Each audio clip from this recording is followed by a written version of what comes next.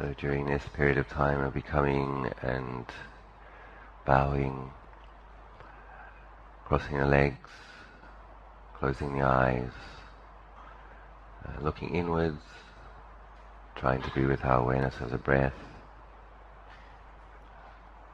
and we'll be becoming familiar with certain types of thoughts, certain types of feelings that are a challenge. So on one level, we really do just wish to be with the breath as it is and settle on that awareness. And sometimes we can, but oftentimes there's energies in the mind, thoughts in the head that make it a bit of a challenge. This is of course normal, ordinary. We are very fortunate in as much as Lord Buddha, who had, by the time he attained enlightenment, been cultivating his mind and training his meditation for thousands, possibly millions of lives. With his incredible experience, he was able to formulate very pithy lists of Dhamma, all of them very helpful, to give us some basic blueprints and also to give us a handful of skillful means with which to train our minds. So any beginning meditator, and in fact any meditator at any level, needs to be able to recognize the 5 hindrances. And they have their coarse manifestation, but they also have their very subtle manifestations. So even experienced meditators need to recognize the way these things appear in the mind. And as well as helping us to recognize what is a hindrance, Lord Buddha gave us another list, the 5 spiritual faculties, or the 5 spiritual powers. So the 5 faculties, these are faculties of mind that we have available to us, having been born as human beings, and when we recognize these faculties and we cultivate these faculties, they become a power. They become spiritual powers, and those spiritual powers are the remedy, the antidote to the hindrances. So these 2 simple lists are enormously helpful. To recognize something that needs to be let go of, but also in helping us to recognize what we use in order to be able to let go. So it was in one of the weeks after the Buddha became enlightened, in Bodh Gaya, over 2,500 years ago, and Lord Buddha was meditating under, at that time, the Nigroda banyan tree, and he was looking back on what he'd realized, and he became aware that these 5 spiritual powers, when cultivated, when made much of, the 5 spiritual powers lead to the deathless, merge in the deathless.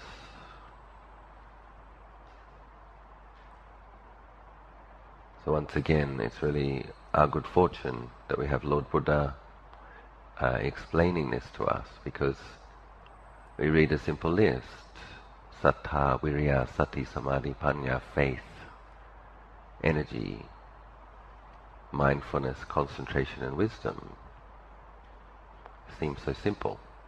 But Lord Buddha is saying, if made much of, if cultivated, if practiced consistently, these qualities lead to the deathless, merge in the deathless. What's the deathless? That which doesn't die. It's mental, isn't it? It's not the body. The body has to die. So it's something that you discover in your mind.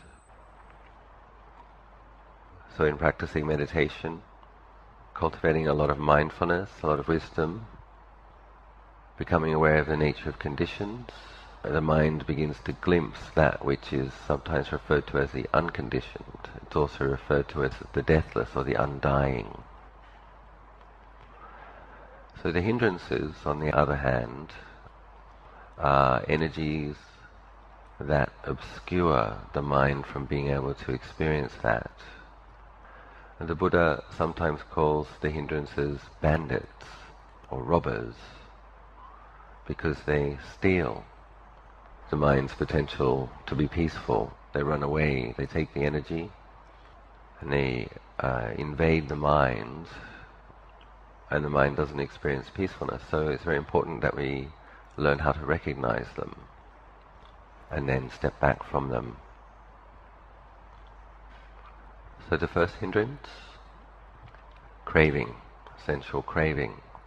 So you come and you're trying to watch your breath, and this can manifest in many different ways. I want to go and have more sleep. That's actually a sensual craving. I want to go and have a nap. We want to get lost in the pleasure of sleep, or the pleasure of oblivion. At least when we're asleep, we're not aware of our suffering. So there's that desire, I want to go and have more sleep, I want a nap, maybe I have a nice dream. That's one way craving can manifest. Or, I wish I had more fried noodles. I wish I took another muffin at breakfast.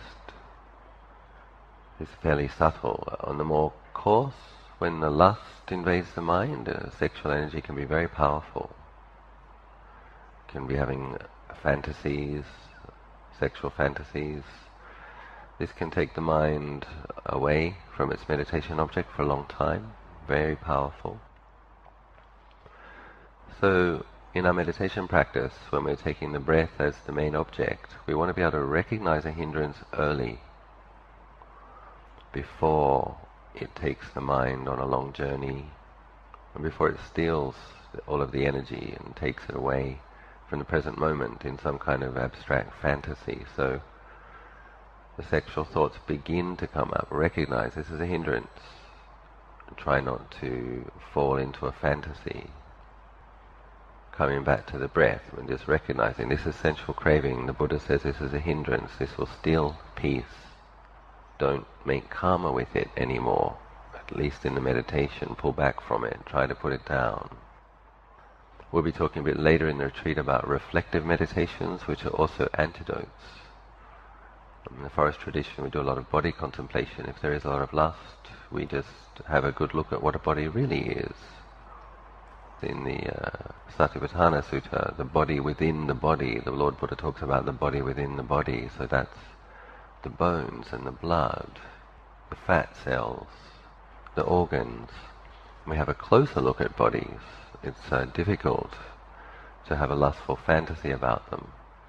So there's other ways that we work with the hindrances as well, by having basically a closer look at the truth, chipping away at ignorance and delusion, misapprehending things. The other thing about sensual craving is you'll notice that it's an agitated thing. So on one level, if you indulge a fantasy about something that you would want to do, something you want to experience, there's a little bit of titillation, a little bit of pleasure in the anticipation of being able to do something. But if you have a closer look on the level of the heart, it's agitated. There's a dis-ease. The mind isn't content with what it has now. There's a feeling of lack. So it's not dependable. It's not a true pleasure. So learning to recognize when sensual craving or lust is affecting the mind and trying to pull back from it and contemplate the downsides. And coming back to the faith and confidence, it's good to have faith, it's good to be confident that there's something much better than sensual craving. Your mind's potential to experience deep bliss, tranquility, and eventually liberation is much better than any sensual pleasure. So we develop some faith that there's something better, and then we get interested, come back to the meditation object. Second hindrance is the aversion. It's kind of a craving not for. So this comes up a lot in all of our minds. So we don't want to do certain things. I don't want to experience certain things. Or it might be qualities in other people. You don't like the way a certain person chews their food. You don't like the way somebody walks. Don't like the way this one comes late. Don't like the way that one drops their pen. Especially in retreats, little aversions can come up. And so it's important to understand that these three root kilesas, greed, hatred and delusion, are quite strong in the mind, and in a way they're kind of ready to grab onto objects. So it's not really the other person's habits that's the problem. The problem is actually our own aversion, looking for an object. And so in a retreat, keep coming back, taking responsibility. This is a hindrance occurring in my mind, running away with the peacefulness, recognizing aversion as aversion, and trying to let it go. So it has its mild forms, and it also has its very powerful forms. Resentment, jealousy. Jealousy can begin as a little bit of jealousy. If we end up becoming really jealous, we can end up hating somebody because they have what we want. And anger, irritation can become fixed negative perceptions, can even become hatred. We see that culturally. A lot of the ways wars can be justified is if people have a lot of negative imprints about a certain race or a certain religion, and governments, media can kind of stimulate hatred in people to justify a war. And it feels okay to kill the people who are bad. So obviously we want to recognize, we don't want to make karma. We want to recognize a hindrance as a hindrance. We want to be able to let it go and experience peace. We don't want to be pushed around by our potential to be angry and hateful. We want to recognize that as unskillful, weaken it and let go of it. Third hindrance, sloth and torpor. So first full day of the retreat, many people traveling, getting up a bit earlier than normal, so some of you will have been working with this already this morning. Sloth and torpor. So again, the hindrances have their mild and their gross form. So when there's really a lot of sloth, it's like that dark, heavy cloud. It's like sinking in quicksand. And you're just lost in heavy sleepiness. So that's when it's very coarse. When it's less coarse, it's that dullness, just a lack of clarity. Things are a bit dull, fuzzy. It can get even more subtle to the point where it's actually quite pleasant, what they call about the bhavanga citta.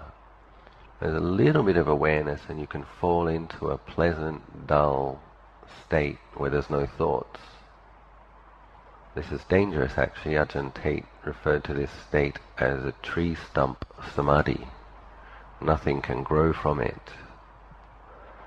So we need to recognize as we train in samadhi, is there a sense of clarity which is aware and luminous, radiant, aware, spacious.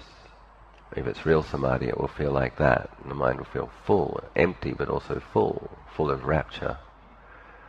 But if there's a kind of a pleasant dullness, not much thoughts, but a pleasant dullness, it's possibly this hindrance on a more subtle level. So we need to recognize it in its coarser and more subtle manifestations. Coming back to the 5 powers again, so the way we work with it is putting forth some effort. When there's sleepiness in the mind, okay, apply the mind to know the object with more clarity.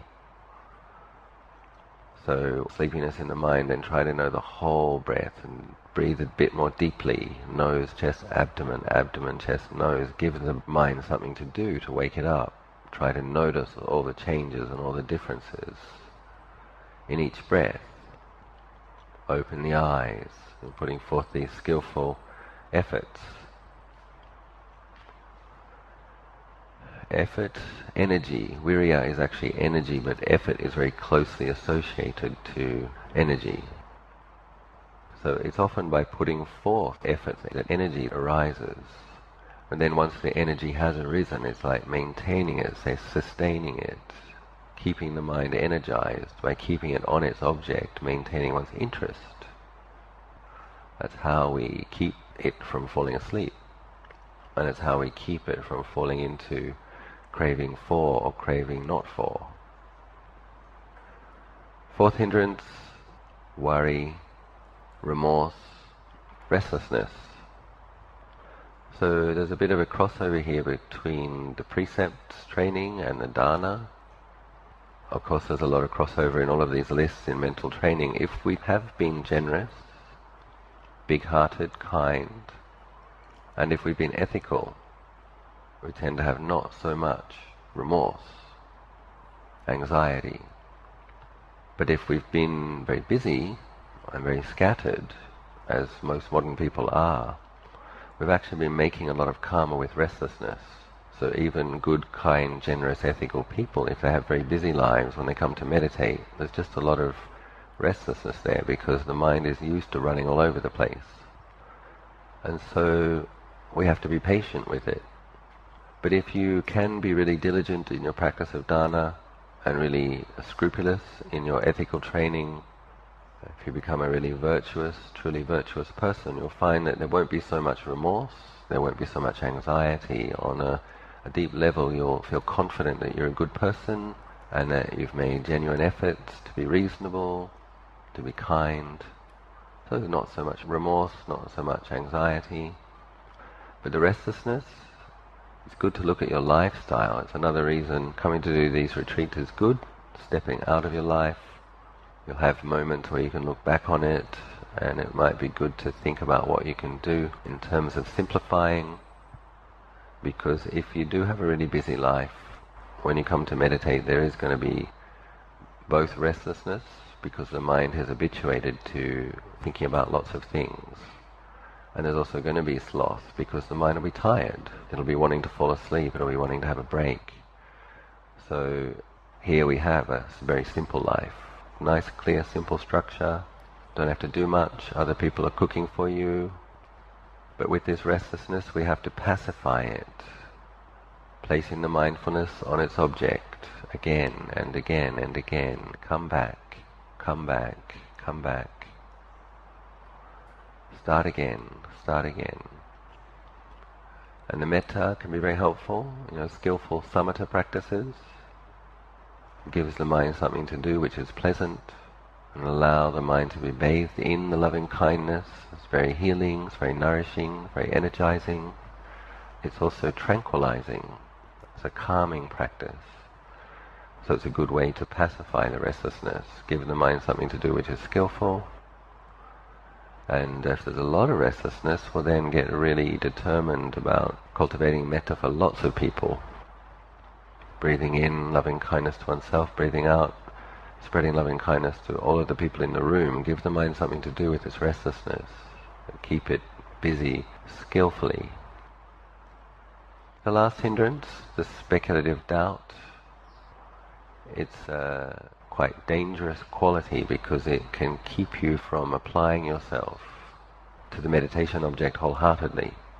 So if you doubt the meditation object, or you doubt the person teaching it, or you doubt Buddha, or you doubt the Buddha was enlightened, you might wonder if there's any point. What's the point? And if there is that kind of doubt, then you don't give yourself to it wholeheartedly. So in the suttas, the Buddha does describe anapanasati as being the crown jewel of all the meditation methods that he teaches. And most of the forest masters in recent history have also taught anapanasati. So I think we can feel very confident that this meditation object can help you, does help you, will help you to develop both calm and wisdom, and can take you a long way along this path towards liberation. So there's no need to doubt the meditation object.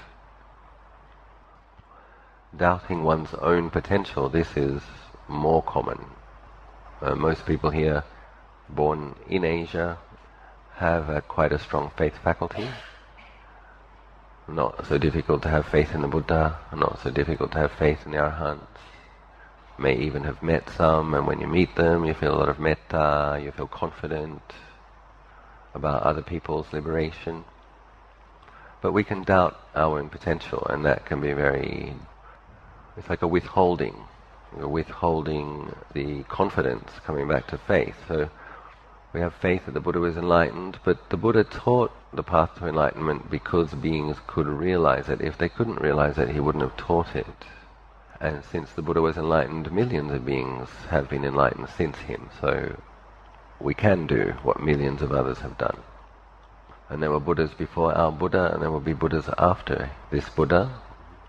So in the past, in the present, and in the future, beings who have enough accumulated spiritual qualities will train in the 5 spiritual powers and will be liberated. Their minds will realize the deathless, merge in the deathless. If you find that you do doubt your potential, you're sitting there thinking, it's too hard, I can't do it. So it's good to challenge that a bit. Well, it feels like it's too hard, and it feels like I can't do it. And that's doubt, hindrance. And it's through trying. All you have to do is try, and keep trying. And then you'll find that you develop skills, skillful means, and you will have experience of the hindrance dropping away, and you'll feel peaceful, and you have to notice that. Oh, isn't that interesting? 5 minutes ago I was thinking, this is too hard, I can't do it, and now I feel fine, I feel peaceful, I feel very happy. And this thing about paying attention, coming back and having a good look, how is it now? And how is it now? And how is it now? And then noticing the change. 5 minutes ago, very dull, sleepy mind, now I feel very awake, very clear. 10 minutes ago I was feeling quite depressed, now I'm feeling well-being. Last night I was feeling like I'm not going to be able to do this, it's too hard, and this morning I'm feeling very happy that I'm here. And so notice the way mind states try to delude us, and just train in recognizing more and more clearly a mind state is just a mind state, it's not a self, it's not solid, it's always changing, it has to change. And then notice that change and get really interested in it so that you don't believe any of them, even the good ones. We can know and we have to know which mind states are wholesome, that's kusala. And we have to know which mind states are unwholesome, akusala. But we shouldn't grasp at any of them as being our true self, my true self. A mind state is a mind state. And we don't grasp at them, but we do incline the mind towards experiencing more and more kusala. And it's okay and it's good to have a bit of a sense of humor about these things, a bit of lightheartedness, because our minds can feel like quite oppressive places to be in at times. Many of these things, we've seen them so many times, but we get stuck in them again and again. And if you have just a bit more mindfulness and a bit more samadhi and a bit more wisdom, and you can step back from it and laugh at it a little bit. Some of the fantasies we fall into, some of the regrets that we rehash. What would it have been like if I made that choice instead of the choice I made? And what if I chose to marry that person instead of this person? What if I quit that job and took that job? And what if I'd finished this degree? And all the things that we can think, what if? We have these fantasies and then so familiar with them, but we don't want to keep giving a lot of energy to that. Because the past is the past, it really is gone. And what we have is what we have, and we have to work with it. On the flight, recently I was at a meeting of abbots in England. We have these long flights, back from London to Bangkok, I think it was 12 hours. It's one of the few times that I'll watch a movie, because I can't sleep on planes in general. And the screen's right there in front of your face, and so in wondering what movie to choose, I'm trying to think, well, I'm a monk, so I shouldn't look at anything too sexy or too violent. So I chose the most recent Muppet Show movie. What was interesting about the Muppet Show movie is this is the 10th Muppet Show movie since the first Muppet Show movie, and there was a very funny song at the beginning of the Muppet Show movie. The chorus was like, "It's the Muppets again, again. Well, our minds can be a bit like that, can't they? That same old memory, that same old grudge, that same old fantasy, it's like, oh, it's that character again. And so we have to kind of see it like that. I was talking last night about how we're often caught in the picture in the movie, and when we come to meditate we're having a look at the projector and stepping back from being completely absorbed in the film and reflecting on it and seeing what's projecting, whether it has to project, and not believing what is being projected. Sights are just sights, sounds are just sounds. It's interesting, as you meditate more and more, I impress myself by actually being able to cry in the Muppet movie. You see, what happened was Kermit the Frog got swapped by a bad Kermit the Frog, a really villainous Kermit the Frog, and the other Muppets didn't notice that the frog had been abducted, and the bad frog was trying to steal the crown jewels of London. But he was promising all the other Muppets fame, gain, honor, renown, and so even though he was evil, they pretended not to notice because they wanted the fame and they wanted the money. And the real Kermit the Frog had been put in the prison that the bad frog had escaped from in Siberia. Anyway, they eventually worked out that Kermit had been abducted, and some of the nicer Muppets went and busted him out of the gulag. And in the end, the Muppets said, "You're the real Kermit, and we really love you, and we're sorry that we didn't notice that you'd been kidnapped." And that's when I cried.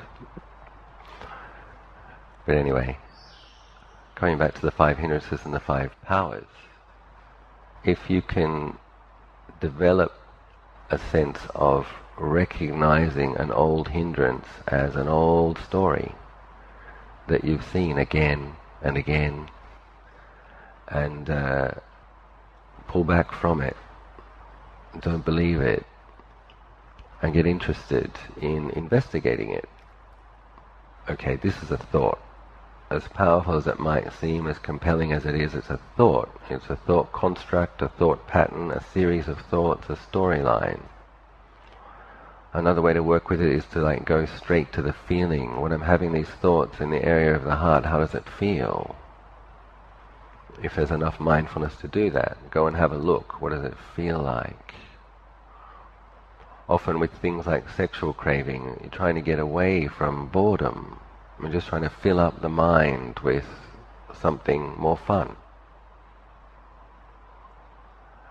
And so if you can come back and see that, I'm actually just a bit bored, so I'm fantasizing because I don't want to just be here being bored. And with this quality of boredom, you'll find that there's a strong sense of self. Here I am, I'm solid, and I want to have fun, and I don't want to be bored. And so what that means is that mindfulness is weak. And so you have a closer look, generate more mindfulness, have a closer look. Where's the self? Where's the self which is bored? Where's the self that wants to have more fun? And look at these feelings that thoughts come out of, and then those thoughts, if we indulge them, then feed more of those feelings. Get interested in that relationship. And with the breath, what we have to do as we're training in breath meditation is train in breathing through the energies that come into the mind, through and around. One phrase is ventilating. You ventilate your mind states. And on the out-breath, if you can, try to put them down, just as you put down a cup, just as you put down a plate. You pick up your meal, you put down the plate. You get a drink, you put down the cup. You get up, you finish your meal, you put down the chair. We can put down mind states. And if mindfulness is nice and clear, and if there's a little bit of samadhi, then boredom doesn't occur. And this is really important to understand, and you'll have lots of experiences of that. Because if the mind is inclined inwards and gathers somewhat into itself, so this is a samadhi, spiritual power, there's a feeling of coolness and contentment, and you wouldn't want to be anywhere else. Wherever you are, if the mind is experiencing good mindfulness and a little bit of samadhi, you wouldn't want to be anywhere else in the world, and you wouldn't want to be doing anything else. And it's fascinating to see that 5 minutes ago, 10 minutes ago, or an hour ago, you had to leave. Can't stand it anymore. Too boring, too hard. Can't work with my mind. Half an hour later, everything's fine. So notice this. So we keep coming back to our breath meditation, placing our mindfulness on the breath. We're using the metta as well, coming from a space of caring, a healthy sense of self-interest, wishing yourself well. Use the metta to brighten the mind, gladden the mind. Keep coming back to the meditation object, the footsteps, the feelings of the footsteps when we do the walking meditation. So putting forth that consistent effort, giving rise to energy. We do it with faith. Millions of others have done this practice before us and derived great results.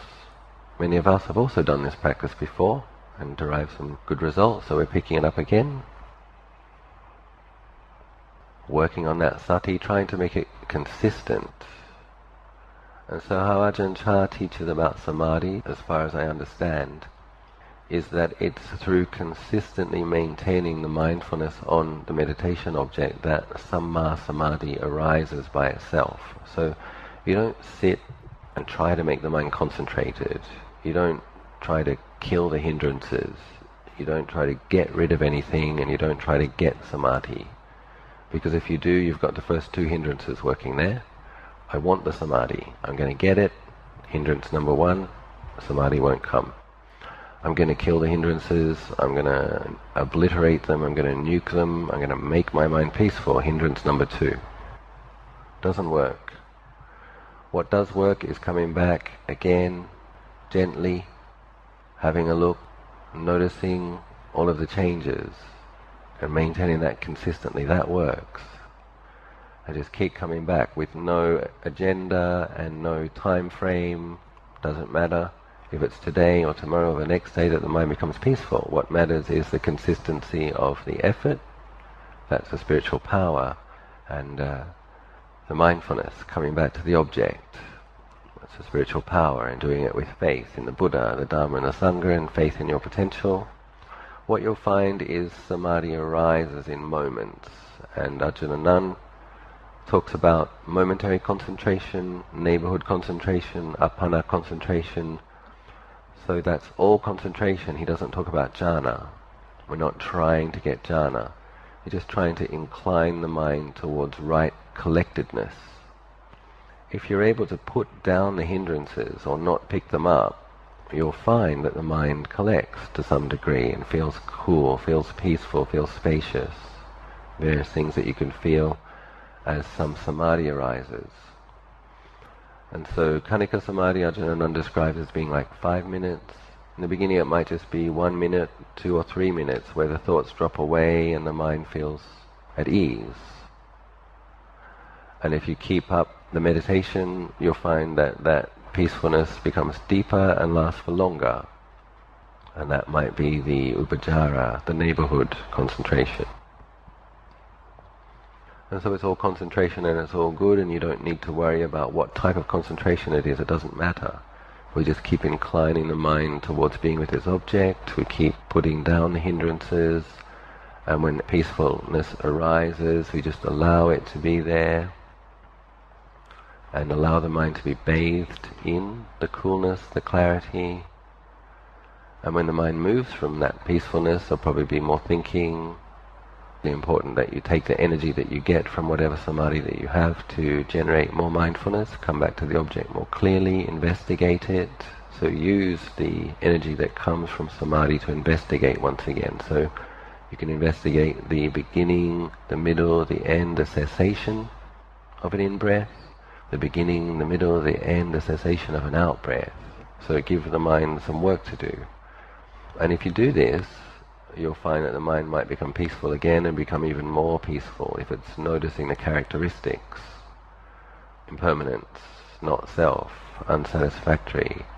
You contemplate the three characteristics. When the mind moves from its peacefulness, you'll find the mind comes back into peacefulness, sometimes even more deeply. Or you can investigate the body and the parts of the body, or break up the parts of the body as elements, that kind of thing.